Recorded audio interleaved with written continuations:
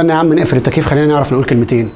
على فكره احنا مش جيل وحش، احنا جيل مش متهندل، محدش هندله صح. كل الفئات العمريه جايه تنظر علينا. هل حضراتكم عشتوا اللي عشناه؟ عشتوا اللي بنعيشه؟ كونتوا نفسكم في زمن الهدم ده؟ طب كبرتوا ونشأتوا في زمن الطفره؟ احنا كل جزء من حياتنا ليه اسم. طفوله في زمن اسمه زمن الطفره التكنولوجيه، شباب في زمن الثورات العربيه. تخيل انا الورد اللي فتح في الجناين، انا تكوين نفس في زمن الازمه الاقتصاديه والكورونا. الاثنين بقى سو اصلها ناقصه. اللي جاي ايه بقى؟ نهايه العالم. نموت بقى في زمن نهايه العالم، احنا نقفلها ونمشي. ده احنا حتى علميا اسمنا جيل الميلينيالز، لحد مواليد 96 ده اسمه. اللي بعدنا اسمهم جنريشن زي، حتى لما اختاروا لهم حرف كان اخر حرف في الالفابيتيكال، اللي هو بعدهم مفيش خلاص افهم. واللي قبلي اسمهم جنريشن اكس. منطقي احنا يكون اسمنا ايه؟ جنريشن واي، جنريشن اكس، جنريشن واي، جنريشن زد. قال لك لا، ميلينيالز يعني جيل الالفيه، متسمين باسم حقبه زمنيه عشان لما ننقرض زي الديناصورات يعرفوا بس جينا امتى من حفرياتنا، من شباشبنا. شعوري ايه انا؟ ليه ما تسماش جنريشن حاجه زي اللي قبلي واللي بقى جنريشن جيل يتقال عليا جيل؟ تيجي تقابل حد كبير في السن يقول لك انتوا جيل مستعجل ما عندوش صبر. تكلم حد صغير يقول لك انت رتمك بطيء قوي. احنا جيل السرعه. حبيبي انا جيل الميلينيالز. خليك محترم، انا اللي شفته كفايه، بلاش قله ادب. انا مرمي في الحفره اللي في النص مش فاهم، بحاول الاحق ده والاحق مش عارف اعمل. انا عامل كده اهو.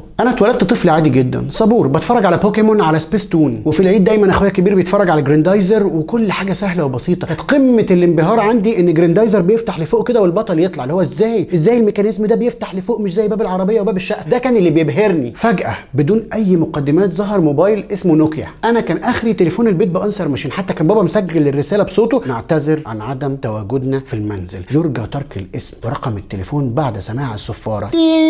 فجاه ظهر النوكيا، ومن هنا بدات انا ابقى استهلاكي وبجري ورا موت على الحياه. كل شويه ينزلوا رقم جديد، 3300، 3310، 3200، والفرق الوحيد بينهم كلهم شكل الزراير والجهاز. يعني هو ما فيهوش فيتشر زياده، ما فيهوش حاجه اصلا، هو شكل الزراير. هنعمله كده وانا زي اللهبل هشتريه. ايه ده؟ ورقه فيها ارقام كتير اكتبها في النوكيا تديني رنه عبد الحليم حافظ على الموبايل. انا لحد دلوقتي مش لاقي مبرر ان انا اعمل نغمه لما حد يتصل بيا تديني موسيقى قارئه الفنجان. مين اصلا قارئه الفنجان دي؟ انا طفل صغير اخري اقرا الورقه اللي في ايدي، حضرتك قريت الفنجان نفسه. بعدها ظهرت لعبه اسمها سنيك، وبدا معاها التعصب والاريافه والقعده في الحمام بالساعات. ما انا لازم اجيب سكور. زمان كنا بنقعد في الحمام نزهق نخرج، اخري همسك ازازه الشامبو اقلبها واقرا اللي مكتوب عليها من باب ضياع الوقت وامشي. جابوا لنا لعبه قعدتنا بالساعات جوه، ولعبه ساذجه جدا. تعبان بيمشي كده ياكل نقط بس ما تخبطوش في بعضه، وكان بيعصبنا. جيل بسيط. انا مش مطلوب مني كطفل اواكب التكنولوجيا. ايه في ايه؟ انا كنت بتلخبط في المربع والدايره في الترابيزه المخرومه اللي بندخل فيها، ولقيتهم دلوقتي حاطين فيديوهات بيعلموا قرود بيها، والقرود بتحطها صح. انا كنت بتلخبط فيها وانا صغير. فجاه يطلع لنا لعبه اسمها نينتندو، بتاعه كده بسلكين بيركبوا فيها، يطلع من السلك ده اخره دراع وشريط تنفخ فيه وتحطه. انا اخري كان شريط الكاسيت. ليه تكتروا علينا الحاجات اللي بتلخبطنا؟ انا ناقص؟ بعد النينتندو بشويه نزلوا لها شريط فيه صياد بط، عارفه ده؟ بتشيل الدراعين من اللعبه وتركب مكانهم سلك المسدس، وتطير بطه حلوه كده في التلفزيون تضربها تقع، الكلب يروح يجيبها لك. انت متخيل ان الطفل دي لعبته؟ وكل اللي كان بيجي في تفكيري وانا بصطادها كلها ازاي مطرح بق الكلب. ايه ذنبها؟ وكانت بتنزل ببطء.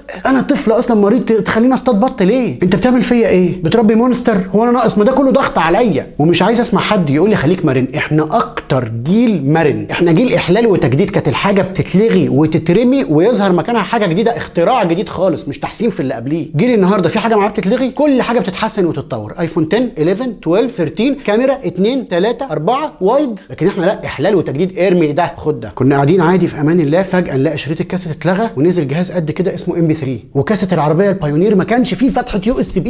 انت متخيل ان انت بتواجه ثقافه ثوابت بتتلغي؟ ده موضوع كبير. يعني تخيل لو جيت فجاه كده قلت لك الغي الجنيه ارميه، واللي معاك خلاص طز مش عايزها، هنتصرف احنا في حاجه جديده. ارمي كل شرايط الكاسيت اللي عندك وده MP3. يعني ايه؟ طب والمكتبه الثلاث ادوار اللي كلها شرايط دي هعمل فيها ايه؟ هوديها فين؟ محمد محي وعامر منيب وفارس وهشام عباس. ده احنا كان عندنا شريط اسمه كوكتيل كنا بنعمله في البيت كانه هو وسام من الدوله. كان فيه كل اغاني محمد فؤاد وعامر منيب ومصطفى قمر الجديده، واغنيه حمد لله على السلامه هلا هلا بتاعت عمرو دياب. كل الشرايط دي ارميها وتديني بتاع قد كده، تقول لي خلاص هي دي بيهم كلهم. انا مخي ده بقى يبروسس ازاي؟ انا كان اخري فلوبي ديسك اسود، وكنت دايما بتلخبط في زرار اللوك اللي تحت بيعمل ايه مش عارف. نفس الكلام في شرايط الفيديو، قال لك ارمي كل الشرايط دي سيديهات DVD هتلم لك من اللي يشيلوا 40 شريط. طب انا اعمل ايه في الشرايط؟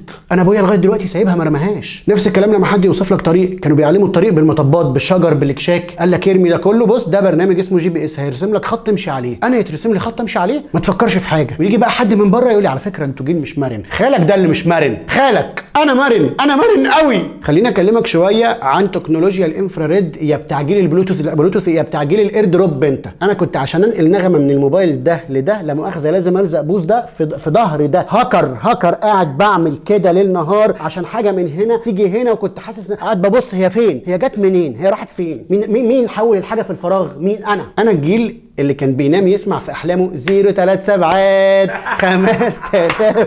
كانت قمه الانبهار الجرافيكس بتاعت قناه دريم. مش هوضحها لك لو انت مش عارفها، خساره فيك ان انا اقول لك عليها، والله العظيم خساره. اللي واخد المعلومه على معلقه من دهب فوق شويه وكلمني بادب بربع جنيه مراعاه اللي انا شفته. كانت ايام بخيرها برضو. تشتري كوموكونو يطلع لك فيه ورق ان انت كسبت واحد جديد، تاخد الجديد نفس الورقه تطلع تقعد تاخد كوموكونو لما بطنك توجعك، وفي نفس الوقت مش هرفص النعمه، تبقى خايف اشتري كوموكونو. كنا شله 5 نشتري واحده عشان عارفين ان الواحده هتكسبنا للجميع. ولما كبرت شويه وسقت كنت بخش البنزينه اقول للراجل ب 19 جنيه 75 قرش بنزين. قمه الشياكه الربع جنيه اللي انا بديهوله تيبس ده، قمه كان بيضرب لي تعظيم سلام كده. جيلنا حتى التربيه اترباها بالترايل اند ايرور، مفيش بقى تربيه حديثه، مفيش كلمه تربيه دي اصلا. الدواء ده وجع بطن اخوك الكبير لما خده هنشوف غيره ليك. كانوا بيجربوا في الكبير ويطبقوا على الصغير بالبساطه دي ومحدش اشتكى. جيل النهارده بيتولد اهله واخدين كورسات تربيه اطفال. ده انا شفت كورس مره بيعلم الامهات ازاي يغيروا بامبرز على عروسه بلاستيك عامله على نفسها، وبيغيروا لها غلط برضه. على ايامنا كان اللي بيتزنق من اهالينا بيكلم جده وتيتا اعمل ايه في المصيبه اللي معايا. في بعض الاحيان كانوا بياخدني كده بحاجتي ارميه عند جده وتيتا يومين هم هيتصرفوا. احنا الجيل اللي كان بيتولد بيتعاملوا معاه معامله العروسه انا العروسه البلاستيك اللي كانوا بياخدوا فيها الكورس. انا عندي صوره وانا بيبي بياكلوني محشي ورق عنب يا بتاع الببرونه اللي بتتغلي قبل ما يتحط فيها اللبن عشان الميكروبات تموت. فالجيل بتاعنا جيل مش مستحمل، لازم يتراعى ويتساب في حاله.